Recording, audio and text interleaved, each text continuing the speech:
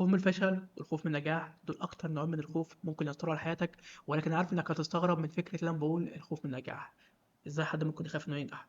وده سؤال مهم، ولكن اللي أنا عايز أقوله لك إن الخوف من النجاح أصعب من الخوف من الفشل. الخوف من النجاح بيعجزك أكتر، ولكن قبل ما أوضح لك ملامح الخوف من النجاح خليني أوضح لك ملامح الخوف من الفشل، وأقول لك إيه أصلا أصل الخوف ده. بمعنى إيه ليه الواحد بيخاف من الفشل أصلا؟ وليه الفشل حاجة وحشة؟ ليه يعني ليه؟ في لو انت قعدت مع نفسك شوية هتلاقي ان الحاجة اللي بتخليك بتقول ان الحاجة وحشة هي فكرة انك وقت ما طلعت على الدنيا لقيت انه فعلا اهلك بيقولك ان مفيش حاجة وحشة، ولكن هي ليه وحشة اصلا؟ يعني فاهم يعني اهلك ليه بيقولك انها وحشة؟ لو سألتهم هتعرف ان برضه نفس الحلقة، ان برضه اهلهم والثقافة العامة دي حاجة وحشة. فالسبب الحقيقي من الفشل ممكن يرجع كمان العصور القديمة خالص، بمعنى إن وقتها كان الفشل حياة أو موت. بمعنى إنك وقت ما أنت بتخرج لو فشلت في حاجات معينة أثناء ما أنت بتحاول تصطاد أو أثناء ما أنت في حرب أو أثناء كذا أنت مت. فبالتالي الفشل كان وقتها حاجة اللي هو حاجة حاسمة، يعني ما كانش حاجة سهلة يعني. ولكن المشكلة الموضوع ده بقى يعني زي ما احنا اتكلمنا، يعني اتكلمت معاكم قبل كده في نقطة المشاكل النفسية اللي على أساس الطفولة، اللي هو بيبقى عندك مشكلة في وقت الطفولة، وقت ما بتكبر بتكون اصلا نسيت ايه الحاجات اللي حصلت معاك في الطفولة، ولكن في اثر حصل معاك.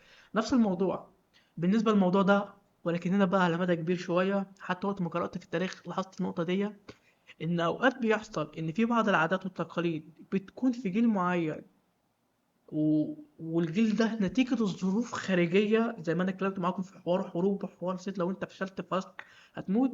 ولكن المشكلة الطباع والثقافة بتتورث، والاجيال اللي بعد كده بتنسى اصلا الثقافه دي اتورثت على اساس ايه.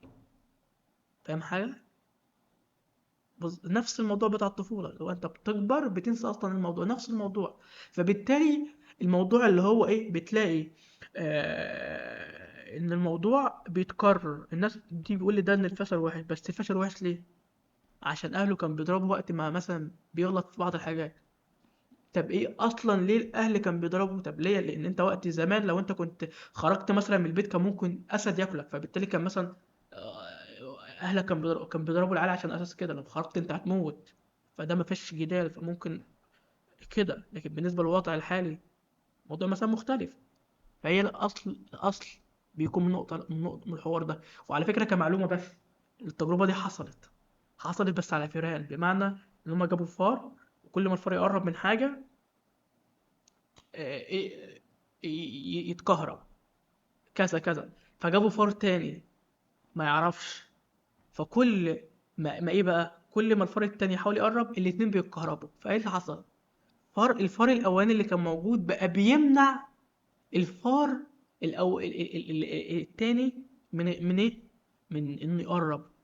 الموضوع فضل يتكرر كتير لدرجة ان بعد كده عملوا ايه، ان هما يعني التجربة اتطورت لنقطة إن بكل بساطة حصل إن في فرد دخله جديد، وقبل ما يقرب ويعرف أصلا إن الموضوع ده بيكهرب، الفئران التانية منعته إنه يقرب عشان ما يتكهربوش.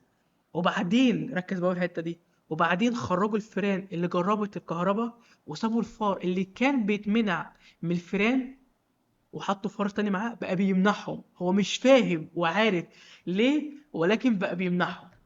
وده اللي حصل بالنسبة للأجيال اللي في بعض الحاجات القيم والحاجات اترسخت في نقطة التربية ونقطة التعامل معانا ونقطة الفشل والنجاح وكل الكلام ده، ونسينا السبب منها. فجزء منها بالنسبة لحوار الفشل، لو انت رجعت هتلاقي ان فعلا زمان كان في حوار اسود وحوار حاجات مفترسة وحوار بيئة. لو الطفل كان خرج او حاجات زي كده، او لو انت كنت فشلت في معركة انت خلاص انت ميت، او هتسبب ان اهلك ممكن حد يهجم عليهم، فطبيعي كان لازم الطريقة تكون كده. والفشل ما كانش فيه مجال. ولكن بمعنى انك انت مثلا دلوقتي تدخل المدرسة و... وتجيب درجات مش كويسة، عندك الفرصة تاني انك تطور من نفسك، عندك الفكرة انك تبص للحاجات دي. ولكن طبعا انت في طفولتك ما فيش المجال ده من اهلك بنسبة كبيرة. قلة من الأهل اللي بقى عندهم الوعي في نقاط إن الفشل جزء من النجاح، والأهل دول هم اللي اكتشفوا ده وقت ما كبروا، وقت ما جربوا حاجات وفشلوا وحاولوا تاني ونجحوا، فحسوا شعور إن الفشل فعلا عرفنا حاجات جديدة. لكن عكس اللي فضل خايف طول عمره وفضل ماشي وما يجربش حاجات وماشي مع زي ما بيقولوا القطيع كده وللأسف، رغم إن على فكرة في شعور داخلي من جوانا بالحتة إن الفشل، إن أنا فشلي ما كانش وحش وإن الفشل مش وحش وإن أنا عايز أجرب. المهم، مواجهة الخوف من الفشل هو إنك أنت بكل بساطة تبص على الفشل أو الحاجات الفشل اللي حصلت لك قبل كده بشكل أو بآخر، اللي أنت اتعلمته، وبشكل أو بآخر نتيجة الفشل ده أنت حاليا فين. بمعنى، كمعلومة بس، أنا كنت في معهد فني تمريض حكومي، فصلت منه نتيجة حادثة وشوية حوارات كتيرة كده حصلت، وحاليا أنا في المكان اللي أنا فيه دلوقتي. لو ما كانش حصل له الحوار ده أقول لك حاجة، وما كنتش دخلت في حالة اكتئاب. كنت الحوار ده، الكلام ده طبعا من 5 سنين، ما كنتش بتكلم معاكم، ما كنتش في الأوضة اللي أنا شايفها دي، ما كنتش بحاول أحقق حلم من أحلامي، ما كنتش حققت أحلام من أحلامي. لأن على فكرة يعني مش عارف، بس هو فعلا فدي حاجة أنا عرفتها دلوقتي. ولكن في حاجات هتلاقيها في حياتك ممكن تبص لنفسك وتبص لحاجات اللي في الماضي، ولكن بالنظرة دي، اللي هو بنظرة الحاجات دي لو ما حصلتليش أنا ما كنتش هيتحقق الحاجات الكويسة، أو ما كنتش هكون في الوضع ده.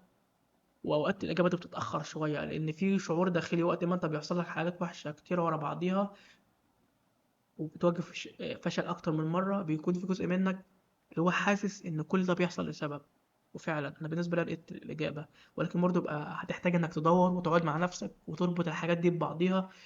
فده الجزء الخاص بالفشل، وده شرح أصلا الفشل وليه بتخاف منه وكل الكلام ده، وإزاي تواجهه زي ما قلت لك. إنك تبدأ تعمل حاجات بسيطة تنجح فيها وتبدأ تكبر، أو إنك تبص على التجربة اللي قبل كده وتبص الفشل على أساس إنك تربطه بحياتك والتأثيرات الإيجابية. برضه إنك تبص على الفشل اللي حصل، ما حصلش أي حاجة، اللي هو بعد يوم 2 3 4 التجربة مرت ورجعت لطبيعتك عادي. تمام. تمام، نيجي بقى لنقطة الخوف من النجاح. الخوف من النجاح غريب شوية صح؟ ولكن الخوف من النجاح هو خوف من المستقبل. بمعنى إن هو في الوضع اللي أنت عايز تروح له، بتبقى أنت أصلا عارف الوضع بيكون إزاي. بمعنى، أنا مثلا كمعلومة عايز أكون صاحب شركة وصاحب بيزنس، وأكون أنا صاحب الشغل وفي ناس شغالة تحتيا وكل الكلام ده جميل حلو. ولكن إيه بقى؟ أنت بتقول لنفسك في خوف أكتر من نوع كمان للخوف من النجاح، اللي هو طب لو أنا نجحت، هل أنا فعلا هعرف أكمل على أساس النجاح ده؟ نقطة. هل أنا هعرف أدير المشروع اللي هو بتاعي ده؟ طب ماشي، نجحت وعملت المشروع، هعرف أتعامل مع الناس؟ هل هعرف أتحمل مسؤولية؟ يعني طبعا الأسئلة دي، وبالذات في حوار الخوف من النجاح، ما بتكونش واضحة زي الخوف من الفشل. الخوف من الفشل بيبقى واضح قدامك لأن فعلا حاجات سلبية. ولكن المشكلة في الخوف من النجاح بتكون زي نظام أنا قاعد، يعني أنا كمثال، أنا قاعد في الأوضة بتاعتي مستريح قاعد والكلام ده، وعندي حلم إن أنا أكون حاجة كويسة وحاجة كبيرة والكلام ده.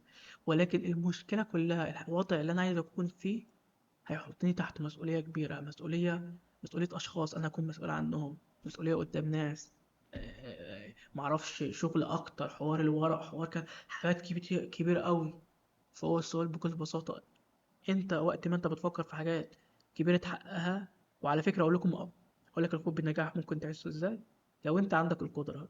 وعشان أوضح لكم الموضوع أكتر، بالنسبة للحوار إنك عندك القدرة للموضوع، كمثال، أنا بالنسبة ليا وقت ما انا قرأت واتعلمت واخدت كورسات وكل الكلام ده، انا دلوقتي بقى عندي الملامح والخبرات اللي تخليني اقدر ابدأ فعلا في مشروع. يعني مثلا جزء من حوار المشروع ان انا اجمع فريق. فانا عندي القدرة ان انا اروح اتكلم معاهم واعرف اقنعهم واعرف اعرض عليهم ازاي واعرف اتعمل. انا عندي حرفيا كل الخبرة اللي تخليني اعرف اعمل التيم واقدر اتواصل معاهم واقدر اتكلم ده والكلام ده. ولكن اقول لكم انا حاليا انا عندي الجزء اللي هو طب ماشي عملت التيم، لسه بقى دلوقتي ما بتعمل التيم لازم تهتم بيهم ولازم تتابع معاهم ولازم ممكن توفر لهم حاجات وتعملوا كل الشغل والمسؤولية دي، أكون مسؤول قدام الناس. تمام، الجزء ده لسه موجود عندي. يعني أنا أهو الجزء ده لسه موجود عندي. فالفكرة كلها بتظهر بالشكل ده. فكرة إنك أنت في حاجة عايز تحققها وعندك القدرة إنك عايز تحققها، ولكن نتيجة تحقيقها هيكون في مسؤولية، أو باختصار كده هتخرج من اللي هو منطقة الراحة بتاعتك. فهنا الفكرة. فإنك أنت بقى، لكن هقول لك حاجة إزاي تتغلب على الموضوع ده. إنك تحاول حتى تاخد خطوة وتحس بشعور الإنجاز في الموضوع ده. بمعنى إن أنا وقت ما جبت أول حد من الفريق بتاعي، حسيت بشعور مختلف، اللي هو فعلا طب ما الموضوع سهل اهو. هي انت يعني مثلا في حوار الفريق، انا مش هروح اجيب 10 مره واحده، انا جبت واحد بس. في وقت ما جبته حد من الفريق بتاعي واتكلمنا واتعاملنا وقلت له انا بعمل ايه وشغال في ايه وبحاول اعمل اوصل لفين وكل الكلام ده، عجبه الفكره وطلعنا مثلا احنا شبه بعضنا في بعض الحاجات. ولكن طبعا في نقطه الفريق لازم هو في مجال معين وانا في مجال معين، هو كمثلا في مجال التربيه بشكل متخصص، انا في مجال البيزنس، فبنكمل بعضينا. لكن مش انا مثلا لو انت حاولت تعمل حاجه زي كده، ما تجيبش مثلا انت مبرمج تروح تجيب مبرمج تاني عشان تروح تعمل شركه. طب انتوا مين اللي هيدير الشغل؟ المهم، فالموضوع فيها كذا، بتاخد خطوات. الحاجه الكبيره اللي انت بتعملها بتحاول تعمل خطوه منها وبتشوف النتيجه. يعني بتحاول تشيل جزء من المسؤوليه الخاصه بالحاجه اللي انت بتعملها دي، وتشوف النتيجه. وفي الغالب هتحس بشعور كويس، اللي هو الموضوع كويس، او حتى لو لقيت عواقب واتعلمتها وتعاملت معاه. طب ما انا قدرت اتعامل اهو، مفيش مشكله. فاهم انت الفكره؟ فالخوف من النجاح بيكون بالشكل ده. فالخوف من النجاح اصعب من الخوف من الفشل، لان الشعور بيكون اسوأ. بمعنى ان هو مش مجرد الخوف من الفشل، بتبص لنفسك برضو على اساس انك ما عندكش القدره، او رأي الناس، شويه حاجات كتيره قوي كده مش مرتبطة بيك. ولكن انت متخيل انك انت مش فارق معاك رأي الناس وعندك القدرات انك تنجح، ولكن في حاجة منعك ومش فاهم ايه هي. اديني فهمتك ايه هي. فهي الفكرة كلها هي بتكون في الخوف من المسؤولية اللي انت هتشيلها، وانك لازم تخرج من الوضع اللي انت فيه وتشيل مسؤوليات كتيرة وتجرب حاجات كتير قوي. فبس بتمنى تكون الصورة وضحت وبس.